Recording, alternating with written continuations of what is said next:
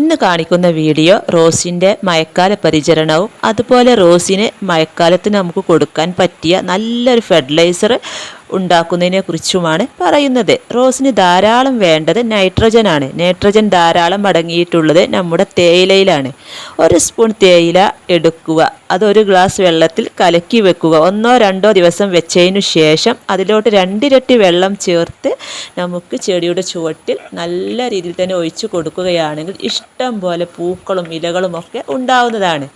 അതുപോലെ തന്നെ നമ്മൾ ചുവട്ടിൽ ഒഴിച്ച് കൊടുക്കുമ്പോൾ ഇതിൻ്റെ ചുവട്ടിൽ കളകളൊക്കെ ഉണ്ടെങ്കിൽ അതൊക്കെ ഒന്ന് പറിച്ച് മാറ്റിയതിന് ശേഷം മണ്ണൊക്കെ ചെറുതായി ഇളക്കി കൊടുത്ത് ഇതുപോലെ ഒഴിച്ച് കൊടുത്ത് നോക്കൂ. ഇഷ്ടം പോലെ പൂക്കളും ഇലകളും റോസാ ചെടിയിലുണ്ടാവും. അപ്പോൾ ഇത് കണ്ടോ, ഇതിലൊക്കെ നിറയെ മുട്ടുകൾ ഇട്ടിട്ടുണ്ട് കേട്ടോ. അപ്പോൾ എല്ലാവരും ഇതുപോലെ ഒന്ന് ട്രൈ ചെയ്ത് നോക്കുക. വീഡിയോ ഇഷ്ടമായ ലൈക്ക് ചെയ്യാനും ഷെയർ ചെയ്യാനും കമൻറ്റ് ചെയ്യാനും മറക്കരുത്.